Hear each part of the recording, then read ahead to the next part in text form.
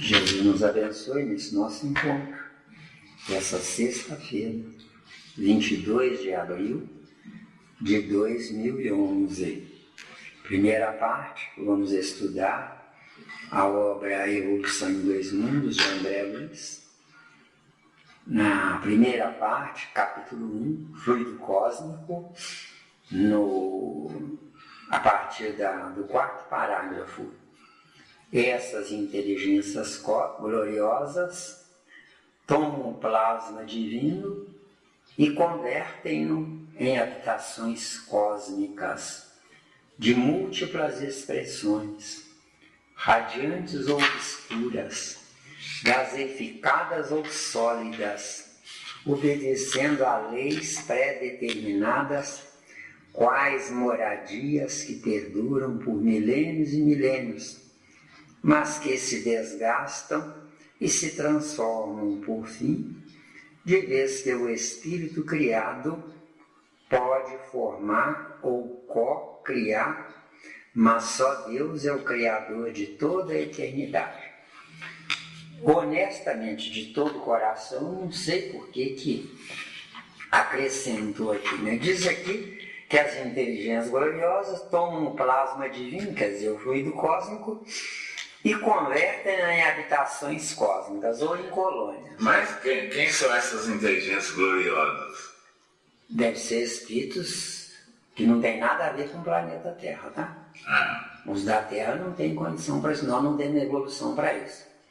Agora, essas construções são construções mentais, onde agrupa-se os elementos químicos adequados para formar uma espécie de um planeta ou uma colônia volátil, etérea, gasosa, e etc, etc, etc. Aqui diz que podem ser habitações radiantes ou obscuras. Quer dizer, o que é obscuro para o superior, não para o inferior. De acordo? O inferior não tem evolução para isso. Certo? A Terra é um planeta obscuro. Só que é obscuro para os espíritos superiores, não para nós. Com certeza. A Terra, para não ter a obscuridade total, tem a estrela solar com várias funções. A principal dela é manter a vida na Terra através da impulsão do movimento do ar atmosférico. Porque o ar atmosférico, ele não tem em si mesmo velocidade característica capaz de nos dar a condição de absorção desse ar atmosférico se ele estiver parado. De acordo? Porque ar atmosférico não quer dizer textualmente que está em movimento. O movimento é consequência do movimento da estrela solar. A função preponderante da estrela solar é nos produzir movimento. Segunda função é nos produzir luz. Terceira função, calor. Quarta função, manutenção da fabricação da chamada clorofila, que é a clorofila que dá vida ao reino vegetal. E o reino vegetal é que dá vida ao reino animal. E nós estamos incluídos no reino animal. Por quê? Porque o nosso espírito não é animal, mas o nosso corpo é animal. Deu? Eu, tranquilo. Bem explicadinho que agora diz aqui, ó. E se transformam, né? Mas que se desgastam e se transformam. Quer dizer, essas colônias, né? Elas, de fato mesmo, elas não se transformam, mas elas são adequadas e têm a característica de quem está transitando nelas ou nas colônias. Porque eu vejo que minha capacidade evolutiva permite ver. Quem tem uma evolução maior vê além de. Quem tem uma evolução maior ainda vê o trânsito do pensamento de outras pessoas que cortam o caminho dela. Deu? Deu. Assim como eu vejo paisagens concretas, os espíritos superiores veem pensamentos que para eles são concretos. Deu? Para mim o pensamento é abstrato, mas para eles é concreto. Deu? Está vendo aí? Se está tudo bem, vamos para o parágrafo seguinte. Antes disso tem aqui, ó. De vez que o espírito criado não precisava nem ser E maiúsculo, nem C minúsculo, tá? Não precisava. Espírito criado, quer dizer, está generalizando, tá? Pode formar ou co-criar, mas só Deus é o Criador de toda a eternidade. Isso que escreveu aqui no final não tem nada a ver com o assunto do parágrafo. Entendeu? Que são detalhes que não são analisáveis como deveriam ser analisados. De acordo? Mas tem condições de ser analisado. Nós estamos analisando eles aqui agora. Dizendo que esse fechamento aqui não tem nada a ver com o assunto em si. Em si. Né? Quer dizer aqui, mas só Deus é o Criador de toda a eternidade. Quer dizer que cria para todo sempre.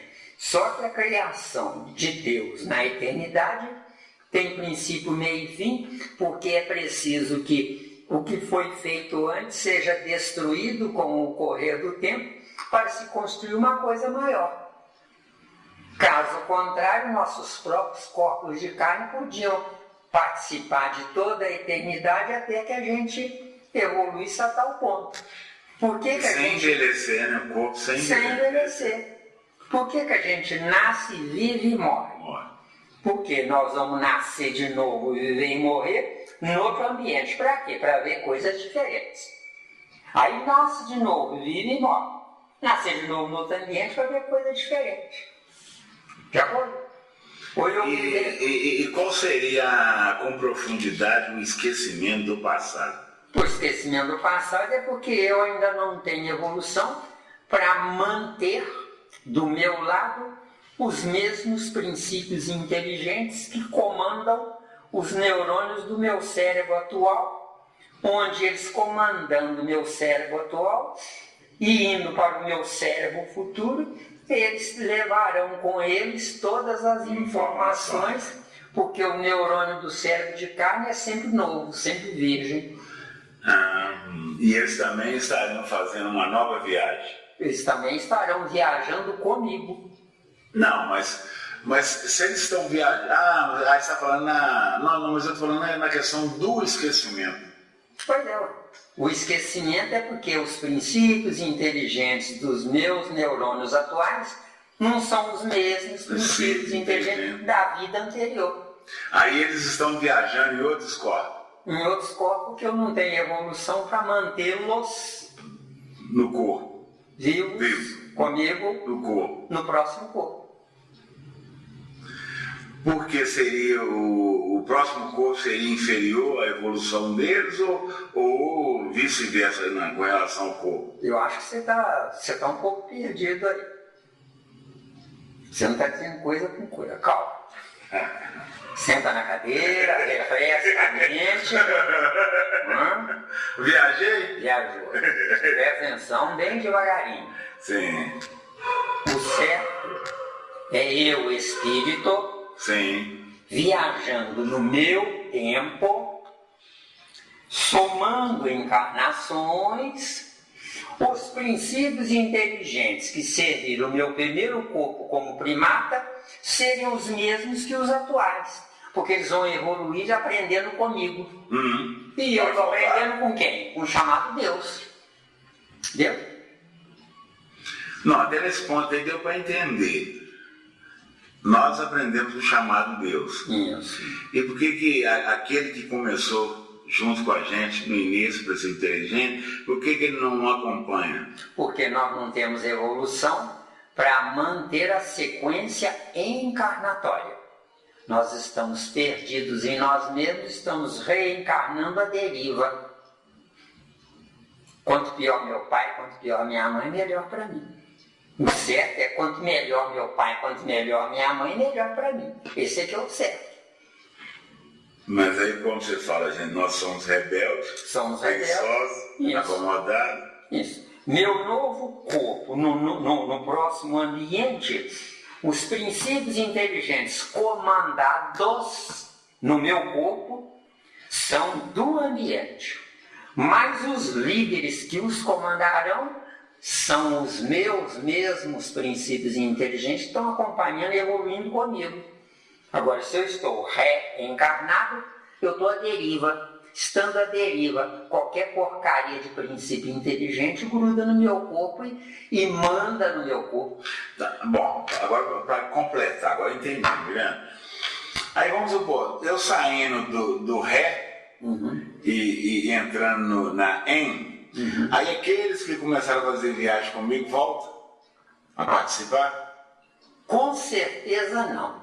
Mas você vai entrando na primeira etapa em. O que vai acontecer? Os melhores disponíveis, que não encontram corpos correspondentes, grudam em você. Sai até briga na fila para querer entrar no seu corpo, como comandante. Porque o importante é o líder de cada célula, que obedece o líder de cada órgão, que obedece o líder de cada glândula. Deu aí? E assim vai. E assim vai. Onde cada glândula, em especial a pineal, obedece à ordem do espírito que comanda o corpo. Através de quê? Do chamado centro coronário. O que é o centro coronário? É o correio que recebe informação pensada e a transforma em informação neuromuscular, onde a glândula pineal, recebendo essas informações, decodifica-as de acordo com a evolução do dono do corpo e manda essas informações enfileiradas, que elas viajam através do bulbo raquiano que sai do cérebro. Bulbo raquiano. E o destino é a medula óssea, onde dentro da medula óssea o fim da viagem são os órgãos genitais. Então, meus órgãos genitais, eles podem criar ou co-criar. Entendeu? Melhorou? Melhorou. Beleza. Tem paciência, a tua garota aí é cobrador para danar, tá? Eu estou aprendendo, né? Isso. Mas, eu ainda estou a beber ainda. Então, um segredo, eu também estou aprendendo, viu? Não espalha não, viu? Espalha não. Aprendendo. Então, claro. Então, Miranda, o que a doutrina dos espíritas anda falando por aí, que o esquecimento passado é para o cidadão evoluir, isso é balela. Isso é balela. O esquecimento do passado é para o cretino, quando nasce de novo, não dá um tiro no ouvido, porque ele vai levar das besteiras que ele fez na vida anterior. Agora, se eu só fiz coisa certa na vida anterior, é uma glória eu me lembrar. Só que eu vou me lembrar se tiver serviçais, que são os princípios inteligentes, conjugados comigo. E não escravizados comigo. Quando é que os princípios inteligentes estão escravizados por mim? Quando o ego protesta ser comandado pelo eu. Entendeu? Passado, protesto, presente. Isso. Deu? Deu? Chique demais. Se não tem dúvida, não vou passar para o parágrafo seguinte, né? Vamos. Cujo título é Impérios Estelares. Vamos lá. Devidas à atuação desses arquitetos maiores, surgem nas galáxias as organizações estelares como vastos continentes do universo em evolução, e as nebulosas intragalácticas como imensos domínios do universo, impérios estelares.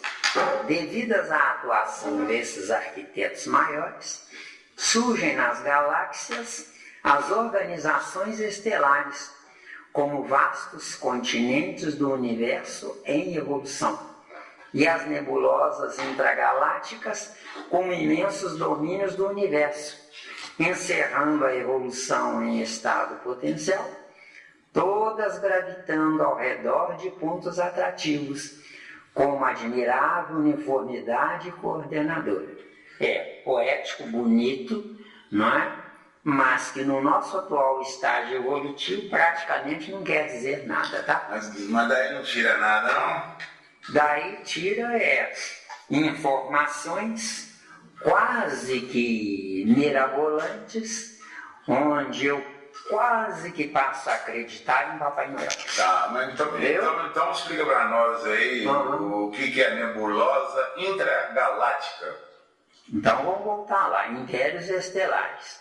Devidas à atuação desses arquitetos maiores, arquiteto é aquele que dá vida à engenharia. Isso é que é arquiteto, tá? Claro. O que tiverem dúvida, podem questionar, tá? Quer dizer, vida no visual do trabalho da engenharia. Um arquiteto é um engenheiro, mas um engenheiro nem sempre é um arquiteto, tá? Né? Surgem nas galáxias, né? São agrupamentos de sistemas, tá? Surgem nas galáxias as organizações estelares. Organizações estelares quer dizer cada sistema pode ter uma ou mais estrelas. De acordo? Aqui para nós temos só a estrela solar. E é bobagem a gente pensar e se preocupar com quem é quem no cosmos. Eu tenho que, enquanto eu não desenvolver de mim de dentro para fora, para que viver a fantasia do que está do lado de fora? Certo? É como viajar até a Lua. Não tem estupidez maior que essa. Porque somente depois que eu conhecer as minhas entranhas, que é o fundo dos oceanos, aí é que eu devo pensar em viajar do lado de fora. Porque para eu entender o que está do lado de fora, eu tenho que primeiro ser dono do que está do lado de dentro. Deu ou não? Quer dizer, é perda de tempo. Vocês estão falando em serem escritores? Não percam tempo com informações quase que da carochinha, onde eu me preocupo com quem é quem. O certo é eu me preocupar o que eu faço de mim mesmo. Porque quando eu desenvolver o máximo do que eu faço de mim mesmo, automaticamente eu irei me ver. Eu me vendo, terei livre acesso àquilo que eu gostaria de ver. Então aqui fala lindo, né? Arquitetos maiores, surgem nas galáxias as organizações estelares como vastos continentes. Não precisa cuidar. Continente é parte de um planeta. Isso aí é continente. Continente, parte de um planeta. Cada continente é intermeado por vãos, ou vazios, ou por água, né? Os continentes que existem hoje na Terra não são os mesmos que existiam quando a Terra começou. De acordo? Por quê? Porque no movimento das chamadas placas tectônicas, não é? As montanhas que estão debaixo dos oceanos, dentro dos oceanos, melhor dizendo, elas aparecem através de quê? Do giro dos 23 graus, deu? Então, hoje 23 graus. A montanha que estiver escondida dentro do oceano, quando 23 graus virar para a posição inversa, será uma montanha do lado de fora. Deu? Deu? Agora, isso não é o importante. O importante não é a superfície que me dá a vida. O importante é o que eu faço da minha vida. Entendeu? Porque eu posso estar na superfície seca e estar morto. E eu posso estar na superfície molhada, habitando uma montanha dentro do oceano e estar vivo. Entendeu? Deu mesmo. Isso é difícil. Não, tranquilo. Deu, né? Até agora deu. Tá? Ficando entendido que o que a ciência fala não nos importa, gente. Porque o que importa a nós é gerarmos cientistas espiritualizados. Porque os cientistas gerados até ontem são cientistas céticos contra as próprias religiões, por culpa das religiões. Esse deu. As religiões é que são culpadas de gerarem céticos. Não são céticos que são refratários às religiões, mas as religiões que, abusando da inteligência dos prosélitos, as religiões criam céticos. De acordo? Então não é a ciência que orgulhosamente ignora a religião. Ignora inclusive Deus. Por quê? Porque os céticos são geração do abuso da religião. Deu? Deu? Beleza.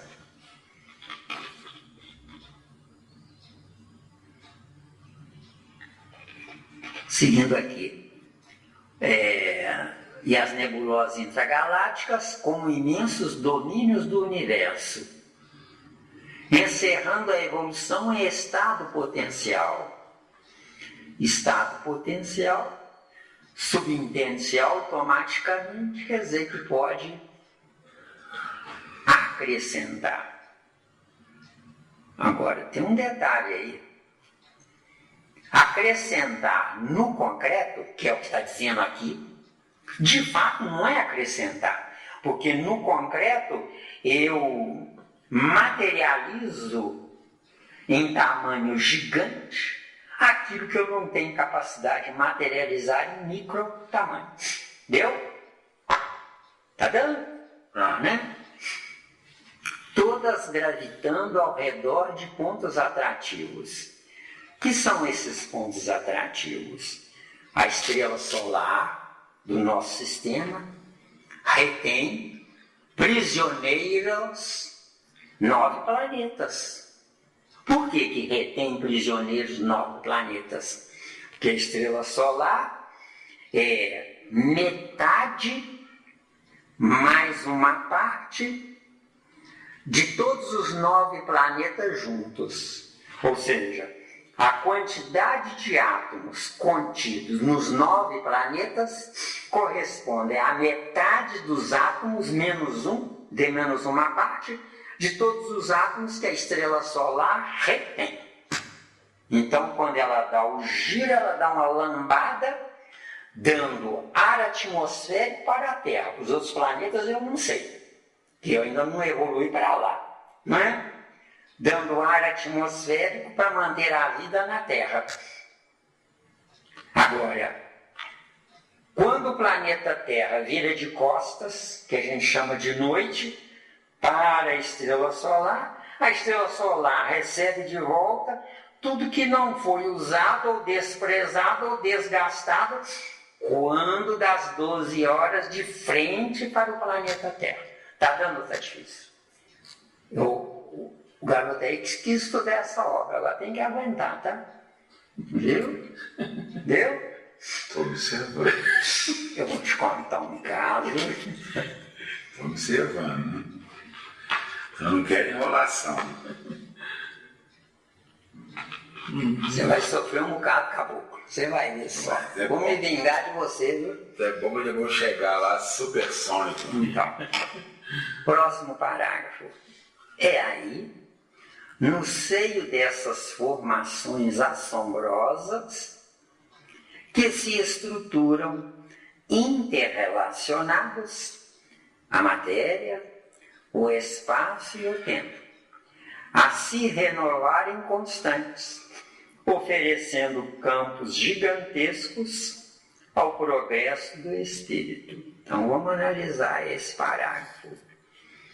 É aí, no seio dessas formações assombrosas, vamos analisar o nosso sistema. Não vamos sair dele não, porque senão a gente fica doido.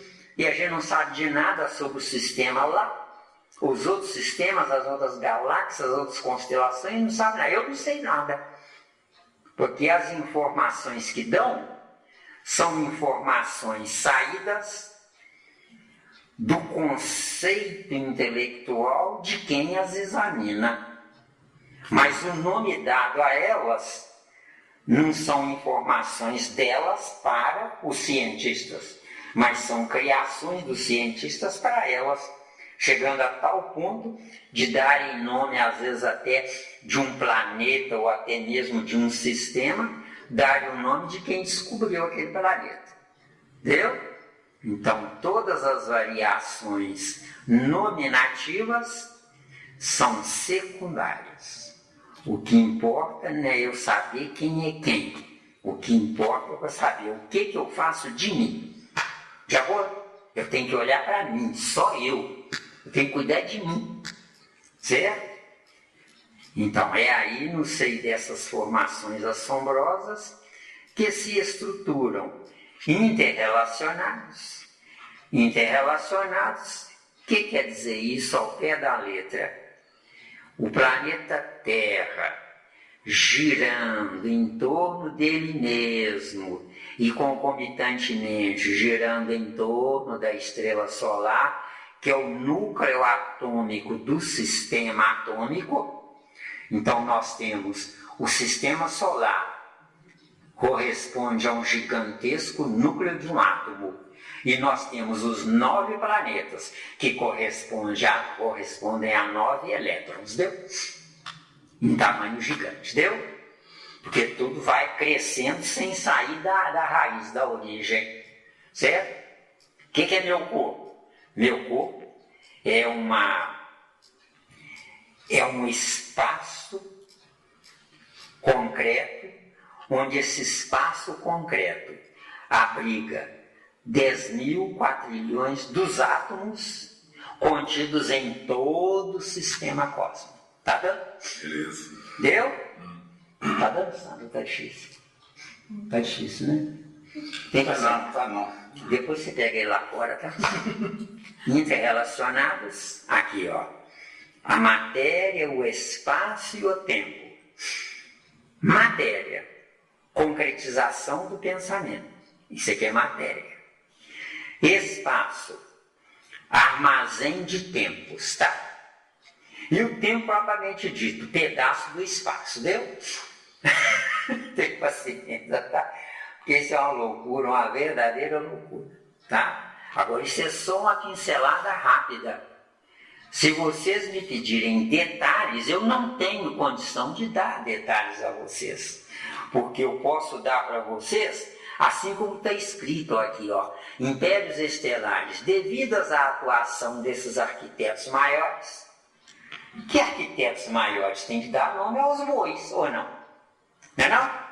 Se não dá nome aos bois, é porque quem escreveu isso aqui, que no caso foi ditado por André Luiz, quem escreveu isso aqui estudou uma espécie de fantasia cósmica, onde nessa fantasia cósmica eu falo não do que eu tenho certeza, mas eu falo do que eu não tendo coisa melhor, é prefiro falar qualquer coisa do que não falar nada, deu? Tenho paciência, tá? Porque uma obra como essa enlouquece quem pensa, entenderam bem? É? Então, seguindo. Agora o segundo parágrafo, né? É aí no seio dessas formações assombrosas que se estruturam interrelacionados. Então, interrelacionados ficou claro, né? Quer dizer, interrelacionados não é porque tem um cérebro comandando a interrelação, mas é porque o planeta Terra, com seus 43.200 quilômetros de raio, né, automaticamente comanda um outro planeta que é metade do tamanho. Entendeu? automaticamente. É como se fosse um gigantesco relógio onde as engrenagens trabalham em comum acordo sem 1/1000 de milímetro de falha. Deu? Ficou claro, hein? Então, cosmos nada mais é do que um gigantesco relógio, certo? Desses antigos, porque esses atuais, né? Paraguai. Esses atuais. Então, matéria, espaço e tempo, tem dúvida? Não pode passar. Nival, tem dúvida? Não. Matéria, Tá. espaço e tempo. Existe espaço porque existe tempo. Existe tempo porque o meu pensamento não acompanha a própria velocidade de si próprio. Deu? O que é o tempo? 2 pontos. O pensamento dividido em partes. Isso é que é tempo. Deu? Né? A se renovarem constantes, oferecendo campos gigantescos ao progresso do espírito. Isso, campos gigantescos ao progresso dos espíritos. Se tiver meia dúzia de espíritos na Terra que de fato queiram aceitar o desafio para descobrir o que está lá fora, é muito. E que é triste demais. Por quê? Porque ensina-se as crianças a brincar e gostarem de brincar. Mas não se ensina as crianças a gostarem de um dicionário. Entendeu? Este é o erro da humanidade. Tá certo? Com certeza. Tá certo? Ah, mas a criança ela vai rasgar. Pois é, começa é assim. Viu? Mas a gente for olhar desde a época da caverna que vem essa cultura. Se na época da caverna já começasse ali a trabalhar o dicionário. Isso. Tudo bem? Eu tive um instrutor chamado Leão Zálio. A família dele era muito pobre. Né? E ele dizia para mim, Zé Miranda, minha família é muito pobre, eu só pude estudar até o 3º ano primário. Depois eu tive que trabalhar para comer, porque o que meu pai ganhava não dava para sustentar a família inteira. Então eu achei no lixo um dicionário jogado no lixo, estudei o dicionário. Hoje eu estou tendo facilidade de dar aula para vocês nesse teor. Deu? Que lixo maravilhoso, né? Uma coisa, não é isso mesmo?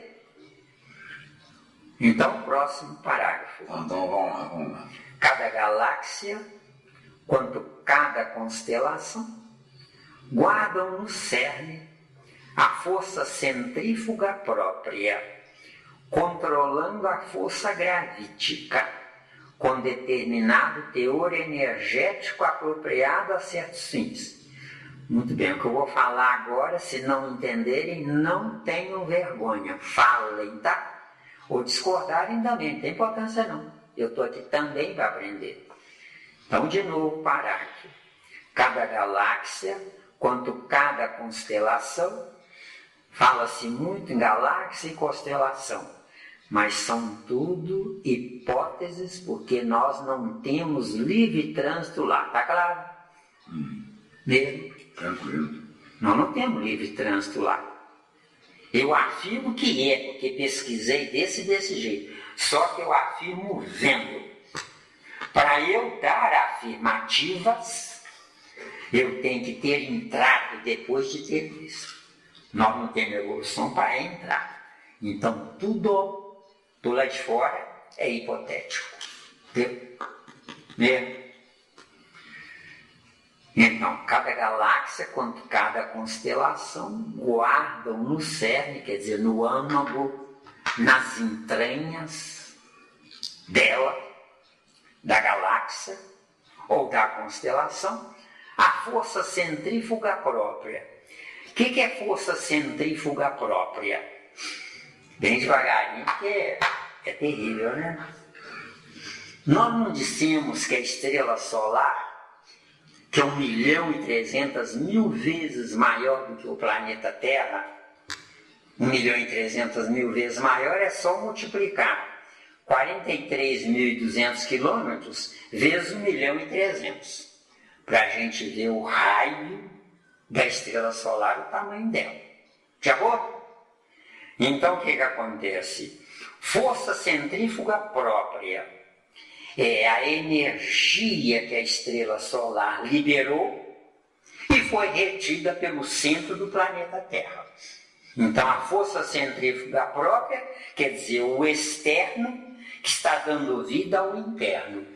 Assim como o espírito é uma força centrífuga própria aprisionado num corpo centrípeto, que é o corpo de carne. Deu? É difícil, você tem paciência, tá? Tá? Paciência, porque... Tá dando ou tá difícil? Não, tá dando fácil. Ó. Não, tá super fácil. É uma grande engrenagem. É, uma grande engrenagem. Mas, pois é, mas... professor. Pois é, mas a doutrina espírita é para isso. É para promover esse tipo de estudos. Doutrina espírita não é lugar de rezar, não. Rezar é perda de tempo. Agora, por que é perda de tempo? Porque o ignorante é tão ignorante que reza sem precisar rezar. Porque ele é ignorante, tem um suporte externo. E ele nem sabe que tem esse suporte externo. Agora, eu que sou um esperto, quero enganar Deus rezando, deu? Né?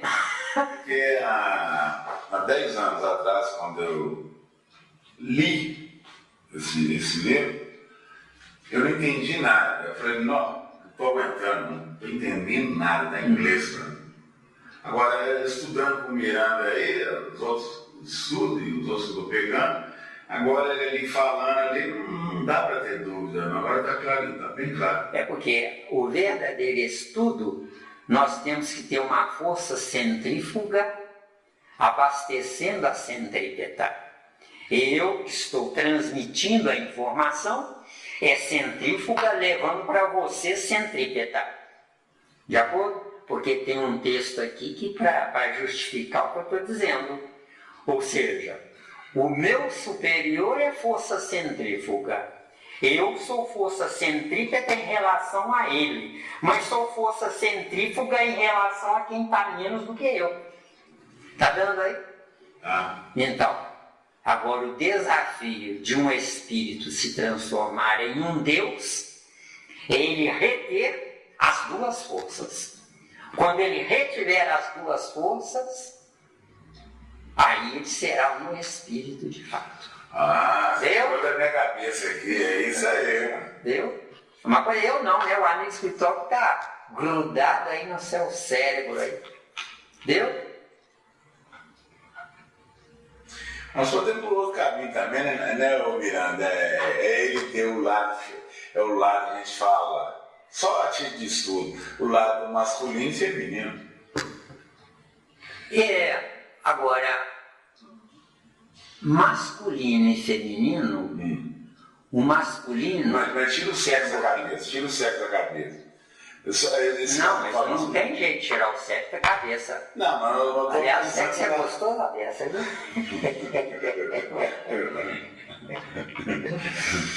Vamos criar isso, né?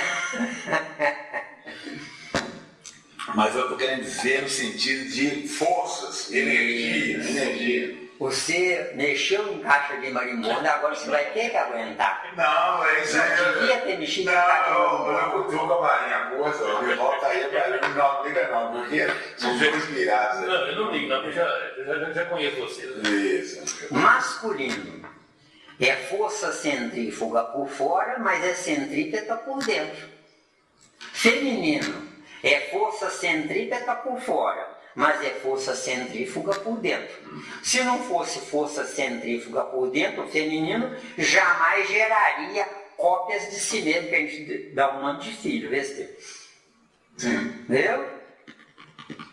Fica-me entendido que a cópia é uma cópia com a influenciação externa dos dois. Se o reencarnante tem vínculos com o pai, ele parece com o pai.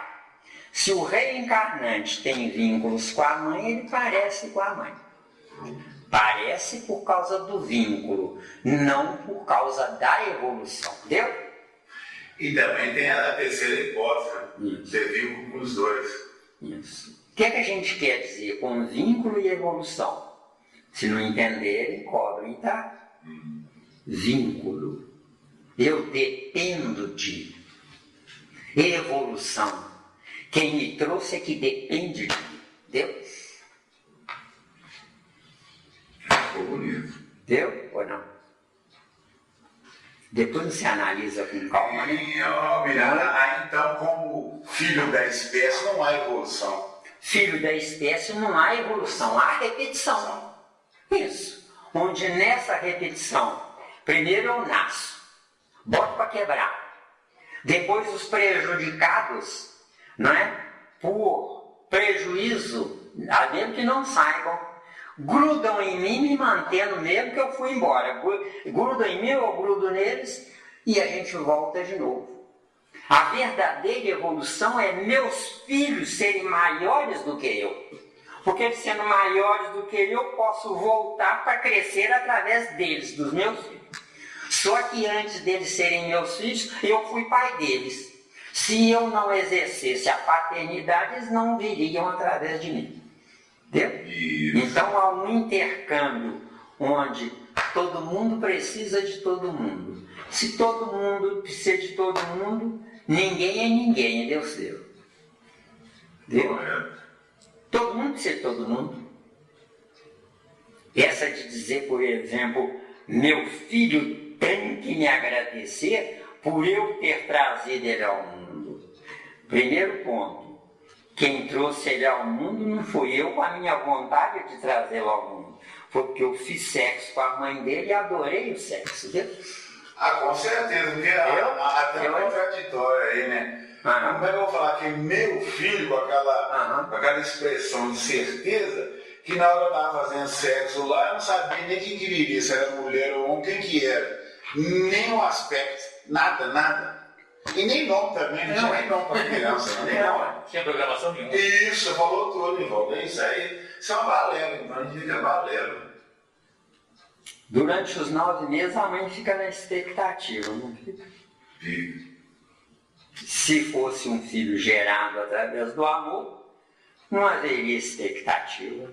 Esse filho estaria em perispírito abraçado com a mãe. Certo? Porque não havendo essa situação, o perispírito está prisioneiro do óvulo, vestiu. Assim como um pintinho que vai nascer está prisioneiro da gema do ovo que está lá dentro. Entendeu? Entendeu? Então vamos lá, vamos continuar sofrendo. Bom demais. Então, força centrífuga, ficou claro? Própria? Ficou, né? Controlando a força gravítica. Então vamos analisar o que é essa força gravítica. São 2 forças aí. E são 3, viu? Tá? São 3, porque não existe 2. O 2 é que gera o 3. Deus gerou Jesus. O casamento dos 2 gerou a humanidade. Entendeu? Entendeu, né? Então, força gravítica é a manutenção do equilíbrio entre a força centrífuga que vara o espaço com a força centrípeta que funciona como o berço da centrífuga que varou.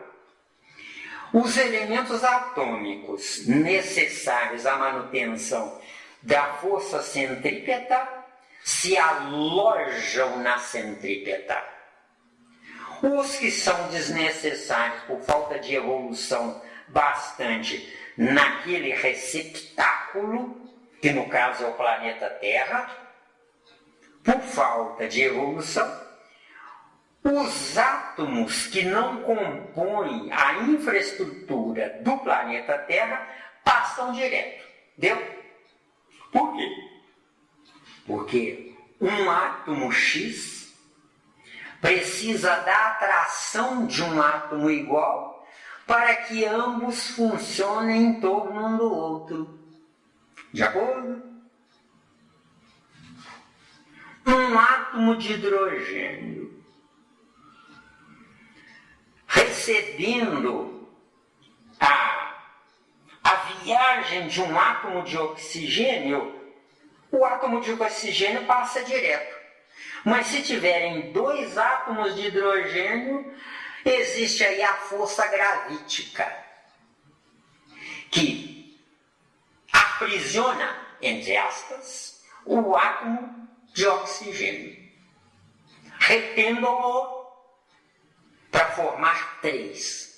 2 de hidrogênio e 1 de oxigênio. Aí formou-se uma molécula. Molécula de quê? De água, desceu. O hidrogênio não é água, não tem água e nem existe água no hidrogênio. O oxigênio não tem água, nem existe água no oxigênio. Agora, o casamento dos 3 é que gerou um 4º filho, que é a chamada água. Deu? Isso falando a grosso modo, porque eu não tenho mais capacidade de dar uma explicação mais científica. Eu não tenho e ninguém tem, porque essas informações vêm de espíritos desencarnados. Se nós estivéssemos evoluindo corretamente, essas informações nasceriam conosco durante os 9 meses. Deu? Deu?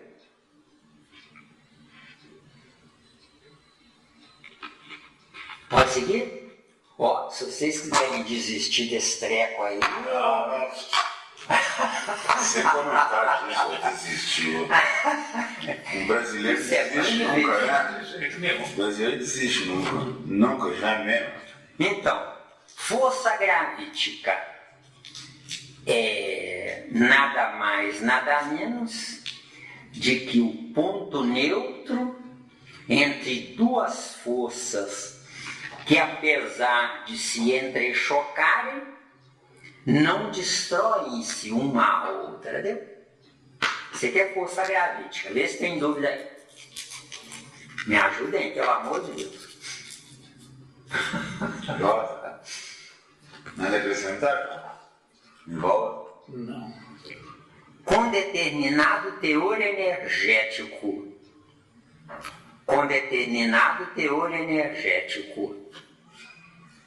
só existe vida se existir eletricidade acumulada, tá? De acordo? Só existe vida se existir eletricidade acumulada. Os glóbulos vermelhos que transitam no nosso cérebro carregam elementos atômicos positivos. Agora, depois de desgastados no nosso cérebro, os glóbulos brancos se incumbem de carregar os resíduos que sobraram dessa energia. Deu? Ficando entendido que o que é negativo para mim depois de usar é positivo para quem vem atrás. Deu? Deu? Então todos nos precisamos uns aos outros, intercambiando entre nós mesmos. Nosso estudo aqui, para nós é dificílimo, não é? O dia que nós decodificarmos isso, nós estaremos prontos, querendo ou não, de aplicar essa força gravítica, que é o que está sobrando de nós, controlados por nós, de transferir isso para quem vem atrás. Deu? Com certeza. Mesmo? Com determinado teor energético. Ficou claro sobre esse determinado teor energético? Sim. Dizem, por exemplo, que o elétron é negativo. Não dizem isso? A ciência humana não informa isso? Que o elétron é negativo? Eu digo que não. Direto, fala direto. Não é? Eu digo que não. O elétron, ele é filho da sobra da energia elétrica usada por mim na característica atômica de mim mesmo. Então a energia que foi usada e sobrou é negativa para mim porque está descarregada, mas é positiva para quem tem uma potencialidade inferior à minha, nesse tempo. Está dando? Então, positivo ou negativo?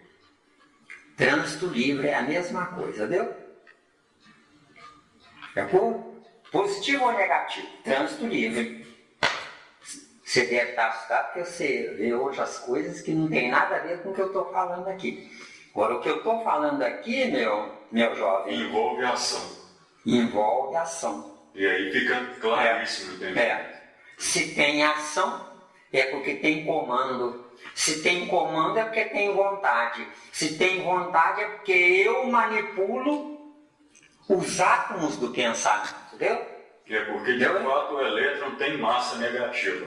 Fisicamente comprovado. Só que a ação dele é totalmente positiva. Totalmente positiva. Já que sem a ação do elétron, nada realmente teria movimento. Exatamente. Então, teria energia elétrica. Mas a nossa ciência humana, no dia que nós desencarnarmos como estudiosos da ciência, nós fatalmente iremos renascer com a ciência espiritualizada dentro de nós. A própria física quântica está viajando a um beco sem saída, uma rua sem saída, onde lá no final vai encontrar o que nós damos o nome de Deus. Fica entendido que Deus não é um ser religioso, mas Deus é um ser científico onde usamos a religião por incompetência intelectual. Entendeu? Agora eu gostei, agora eu gostei. Além de ser incompetência intelectual, apoiada na esperteza. Isso, apoiada na esperteza. A madeira é boa demais. Isso, deu aí. Próximo parágrafo, né? Você queria uma madeira dela? Eu vou ler o parágrafo inteiro e depois voltar analisando, tá? A engenharia celeste equilibra rotação e massa, harmonizando energia e movimento, e mantém-se desse modo na vastidão sideral magnificentes florestas de estrelas, cada qual transportando consigo os planetas constituídos e a informação, que se lhes vinculam magneticamente ao fulcro central, como os eletrões se conjugam ao núcleo atômico, em trajetos perfeitamente ordenados na órbita que se lhes assinala de início. Então, analisando esse treco aqui, né? A engenharia celeste. O que é a engenharia celeste? São, no nosso caso, o planeta Terra, engenheiros, estagiários do plano espiritual que comandaram a construção do planeta Terra, viu? Porque Deus pensou a Terra. Jesus entendeu o pensamento de Deus. E os engenheiros siderais receberam a ordem de Jesus para cumprir a construção do planeta Terra. Só que no planeta Terra não precisa de engenheiros siderais, diplomados ou professores. Os estagiários são um ótimo quebra-galho para construir o planeta Terra. Porque é para uma gentalha de terceira, de quarta ou de quinta categoria. De acordo? Um planeta como Júpiter, por exemplo, precisa de um engenheiro sideral. Agora, o planeta Terra, que são primatas melhorados, que somos nós, os estagiários cósmicos quebram o nosso galho. É por isso que o planeta Terra tem as placas tectônicas se movendo, não é? Tem orifícios em menor quantidade para a respiração dos gases calóricos que estão no centro da Terra, que dizem que são 6.000 graus, Eu acredito que é muito mais. Não posso afirmar porque eu não posso provar. Mas eu acredito que é no mínimo 100 mil graus centígrados o centro do planeta Terra. Se o lado de fora da estrela solar é 1 milhão de graus centígrados, o centro do planeta Terra tem que ser pelo menos 10% do que é a estrela solar. Porque a estrela solar dividida em 10 partes dá mais ou menos 11% aqui para nós. 11% para nós vai dar 110 mil graus centígrados o centro da Terra. Vocês estão entendendo o que a gente está falando? Mesmo? Quer dizer, eu disse, eu creio, porque eu não posso provar.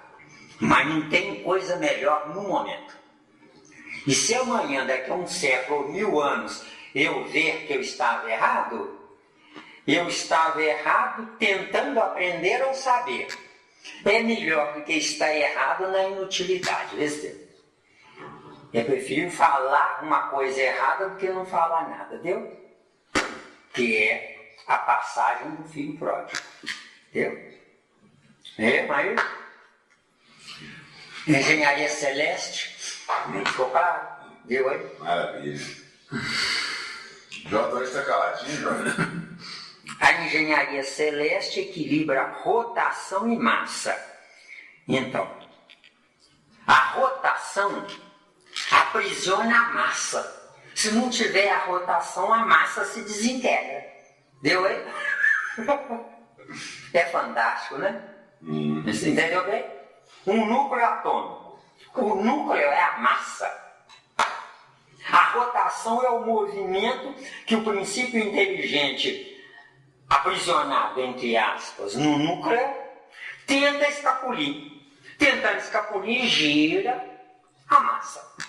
Girando a massa rotatoriamente, faz com que a sobra, que é o filho da rotação, que nós damos o nome de elétron, escapando, fique aprisionado na massa. Por quê? Porque a massa, de acordo com a ciência espiritual, a massa mede em média 1.800 partes de 1 milímetro, enquanto que o elétron que gira em torno da massa ou do núcleo atômico, que é a mesma coisa, mede 64 milionésimos de 1 milímetro. Então o elétron é pelo menos 30 e tantos milionésimos de 1 milímetro menor do que a massa. Então a massa comanda esse elétron, aprisionando ele. Mas como ele quer escapar, ele gira em forma elipsoide. Ele não gira em forma rotatória, deu? Girando em forma elipsoide, ele vai empurrando o núcleo atômico para frente. Já foi? O planeta Terra gira a 1.800 km por hora. O núcleo de um átomo mede 1.800 partes de 1 milímetro, deu? Um elétron mede 64 milionésimos de 1 milímetro. A distância entre as duas pirâmides mais altas do Egito, que foi construída pelos egípcios que já foram embora, a distância entre os dois ápices mede 64 milionésimos da extensão do planeta Terra. Onde eles arrumaram isso? Só pode ser um engenheiro sideral, encarnado na Terra. Com que finalidade, né? Hoje nós estamos estudando essa obra aqui fantástica, Evolução em Dois Mundos, né? Se não tivéssemos esses parâmetros de comparação, isso aqui seria quase uma piada de mau gosto. Nós vamos ter parâmetros de comparação, onde nesses parâmetros de comparação, não importa se estão certos, o que importa é que nós estamos lutando para acertar. Lutar para acertar é melhor do que não fazer nada, deu? A dona Enival. Inclusive, esse comentário de 64 milionésios da parte do elétron, eu já tentei achar isso em números para saber a distância das pirâmides em metros. Não sei se eu achei, se foi 100, não sei se eu achei o número lá, não sei Tem se era tantos metros, mas esses tantos mesmo corresponde a 64 milionésimos do tamanho da Terra. Isso mesmo. De acordo? Está tentando achar a distância de uma pirâmide na outra. Através dessa informação sua. Eu achei um número lá, não sei se... Minha, porque eu colei de outro. Que colou de outro, que colou de outro. Tudo é cola. Tudo é cola, né? Bem entendido, tá? Não me compliquem não, tá? Não me complicando. A engenharia celeste equilibra rotação e massa. Então, rotação e massa, deu bem? Deu? Rotação. Giro em torno de mim mesmo. Massa. Os meus irmãos em humanidade me forçam um giro adequado com essa humanidade, não comigo. Entendeu?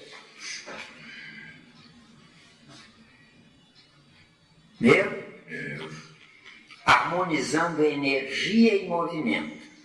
Existe movimento porque existe energia. Se não existir energia, não existe movimento. De acordo? Certo? E mantém-se desse modo na vastidão sideral. Vastidão sideral quer dizer espaço, né? Existe espaço na condição de armazém de tempos. Se não existissem tempos, para que espaços? Deu? Deu? É por isso que a eternidade está fora do contexto imaginável por nós. Porque eu só posso imaginar o que eu posso medir, entendeu? Eu não posso imaginar o que não tem medida. Só que não tem medida para mim. Com certeza lá tem medida. Por quê? Porque o que eu chamo de abstrato é abstrato para minha incapacidade. Mas o próprio abstrato é concreto para si mesmo. O infinito é infinito para mim, mas é finito para ele mesmo. Deu? Deu? Em que beco você foi entrar em Europa? Magnificentes florestas de estrelas, né? Aqui está poético, tá?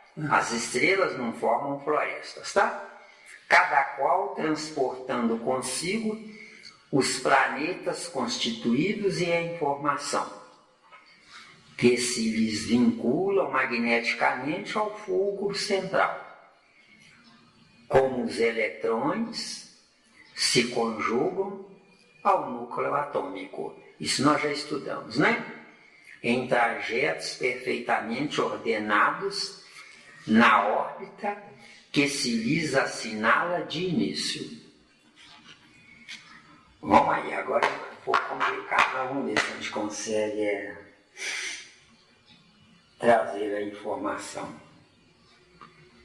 Se o planeta Terra não tivesse o seu eixo 23 graus inclinado, não poderia armazenar água desse tempo.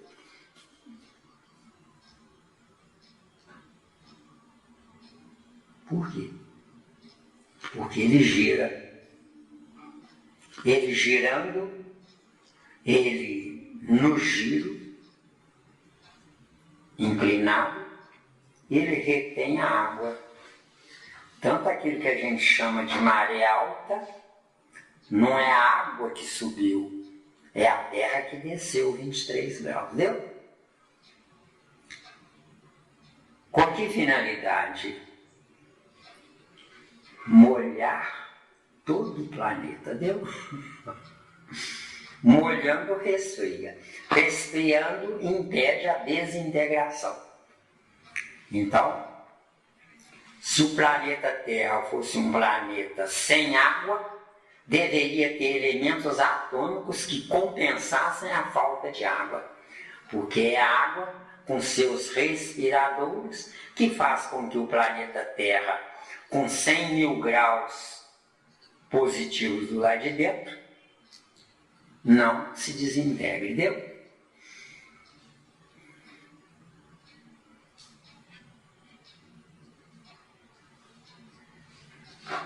Muito bom. Tem dúvida? Não? Quanto vai, pai? Sim? Já? Dá umas considerações. Ué, agradecemos a Jesus e a vocês pela bondade. Ué, passou depressa, ué.